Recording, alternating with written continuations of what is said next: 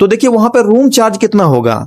तो देखिए room charge average मान के चलिए यदि 1500 से 2000 के बीच में रूम आप लोगों को मिल जाएगा। सरकारी तरफ से मिला है तो हमें वहां पे चार्ज देना क्यों पड़ेगा, हम लोग जानने वाले हैं। देखिए ऐसा नहीं है, अंदर हॉस्टल में रहने में कितना खर्च पड़ेगा या हॉस्टल के बाहर यानी पॉलिटेक्निक कॉलेज के बाहर आप अपना पर्सनल रूम लेकर के रहने में कितना खर्च पड़ेगा, क्योंकि नए स्टूडेंट जो है अपना पॉलिटेक्निक कॉलेज में एडमिशन लेने वाले हैं और हॉस्टल उन लोगों को पहले आप ये समझिए यदि आप में रहने अलॉट होता है तो वहां पे जो आप लोगों को हॉस्टल चार्ज देना, ये सोचना शुरू कर देंगे बहुत सारे कि हमें पॉलिटेक्निक कॉलेज के बाहर रूम मिलेगा कि नहीं मिलेगा। 4500 और उसके बाद पॉकेट खर्च जोड़ लीजिए और हॉस्टल में अपना पर्सनल खर्च, कोई स्टूडेंट को खाना बनाने आ रहा है तो वो सोच रहा है कम से कम खर्च में हम रहे तो आप बाहर रह सकते हैं। नमस्कार, आपका स्वागत है हमारे इस वीडियो में। तो दोस्तों आज के इस वीडियो में हम लोग जानने वाले हैं कि पॉलिटेक्निक कॉलेज के अंदर हॉस्टल में रहने में कितना खर्च पड़ेगा या हॉस्टल के बाहर यानी पॉलिटेक्निक कॉलेज के बाहर आप अपना पर्सनल रूम लेकर के रहने में कितना खर्च पड़ेगा।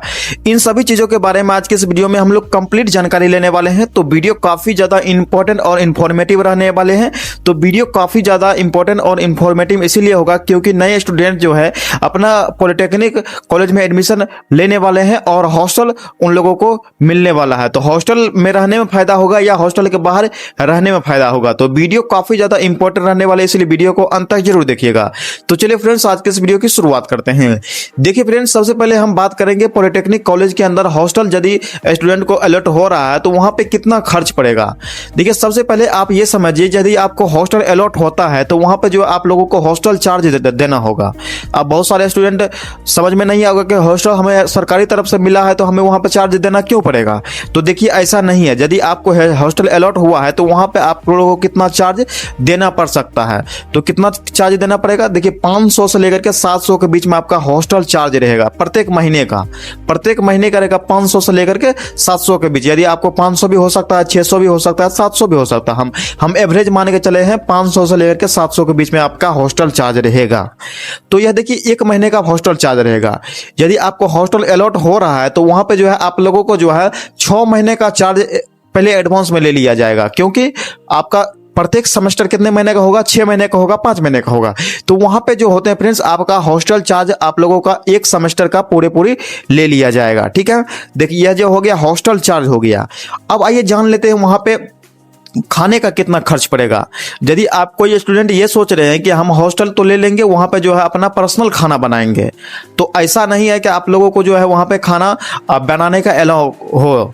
तो बहुत सारे कॉलेज और हॉस्टल में जो है ये सुविधा नहीं है कि आप अपना पर्सनल खाना वहां पे बना सकते हैं। वहां पे जो है आप लोगों को मेस लेना पड़ेगा। तो देखिए वहां पे मेस कितना चार्ज करेगा। तो मेस का चार्ज आप समझ लीजिए वहां पे 4000 से 4500 के बीच में आपको मेस चार्ज लगेगा। अगर आप हॉस्टल में रह रहे हैं तो वहां पे जो है आप लोगों को मेस लेना पड़ेगा। बहुत सारे कॉलेज में जो है मेस लेना अनिवार्य हो जाएगा यदि आप पर्सनल खाना नहीं बना सकते हैं।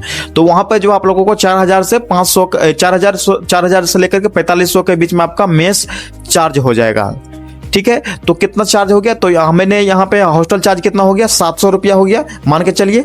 अब मेस चार्ज कितना हो गया, 4500 हो गया, यहाँ पे 5200 हो गया टोटल। आप अपना पर्सनल खर्चा जोड़ लीजिए। पर्सनल खर्चा 1000 मान के चलते हैं प्रत्येक महीने का, तो यहाँ पे कितना हो गया 6200 रुपया हो गया, यानी 6000 एवरेज मान के चलिए। 6000 आपको प्रत्येक महीने यदि आप हॉस्टल में रहते हैं तो आपको 6000 प्रत्येक महीना में खर्चा होगा। ठीक है, अब आइए दोस्तों हम जान लेते हैं कि आप हॉस्टल के बाहर यानी पॉलिटेक्निक कॉलेज के बाहर अपना पर्सनल रूम लेकर के रहते हैं तो वहां पे कितना खर्च पड़ेगा। पॉलिटेक्निक कॉलेज के बाहर अपना पर्सनल रूम लेकर के रहते हैं तो कितना खर्च पड़ेगा। बहुत सारे स्टूडेंट अब ये सोचना शुरू कर देंगे कि हमें पॉलिटेक्निक कॉलेज के बाहर रूम मिलेगा कि नहीं मिलेगा। तो देखिए दोस्तों ऐसा नहीं है कि आप लोगों को रूम नहीं मिलेगा, लेकिन आप लोगों को ढूंढना पड़ेगा। रूम जरूर मिल जाएगा आपको, 1 किलो आधा किलोमीटर के रेंज में आप लोगों को रूम जरूर मिल जाएगा। सभी कॉलेज के आसपास रूम, प्राइवेट रूम आप लोगों को अवेलेबल रहेगा, आप लोग आसानी से ले सकते हैं। तो देखिए वहां पे रूम चार्ज कितना होगा। तो देखिए रूम चार्ज एवरेज मान के चलिए यदि 1500 से 2000 के बीच में रूम आप लोगों को मिल जाएगा। 1500 से 2000 के बीच में आप लोगों को रूम मिल जाएगा प्रत्येक महीने का। ठीक है, अब दोस्तों अब जान लेते हैं वहां पर खाने का खर्च कितना होगा।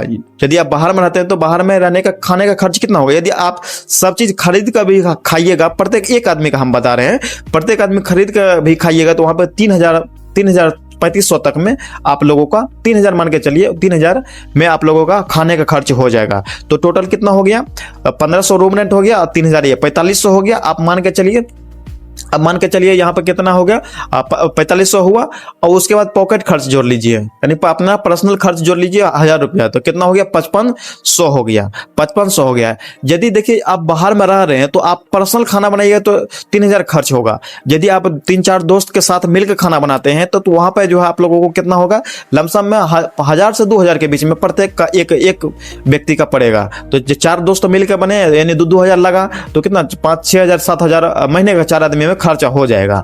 तो वहां पे कितना हो गया, 2000 ये हो गया। अगर आप ज्वाइंट में रहते हैं तो आपको मान के चलिए 1500 से 2000 जोड़ लेते हैं, ठीक है। उसके बाद ये कितना हो गया, रूम चार्ज कितना हो गया, 1500, तो कितना हो गया 3500, 1000 आप पर्सनल खर्चा, तो 4500 हो गया।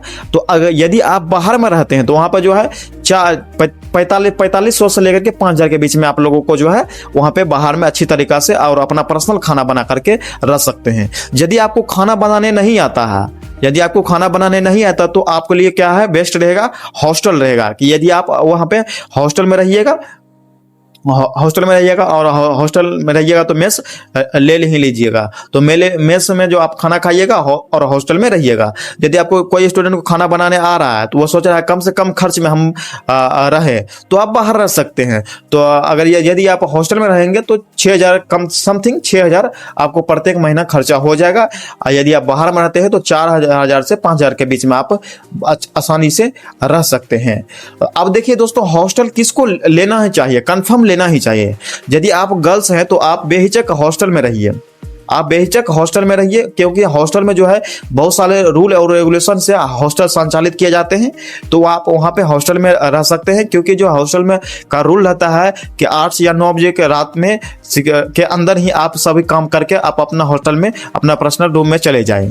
तो यहाँ पे बाहर में क्या होता है, आप कितना भी बजे 12 बजे 1 बजे रात में रहिए, वहां पे आप लोगों को कोई रोकने वाला नहीं है। आप कुछ भी करिए बाहर में, उससे मतलब नहीं है। लेकिन हॉस्टल में क्या रहता है, आप एक नियम के तहत आप वहां पे रहिएगा। वहां पे किसी भी प्रकार के जो है आप दरबई नहीं मचा सकते हैं, किसी प्रकार के कोई घटना नहीं कर सकते हैं। लेकिन बाहर में रहने वाले तो उसका तो कुछ है ही नहीं, आप कुछ भी करिए उससे मतलब कॉलेज वाला को कोई मतलब नहीं रहेगा।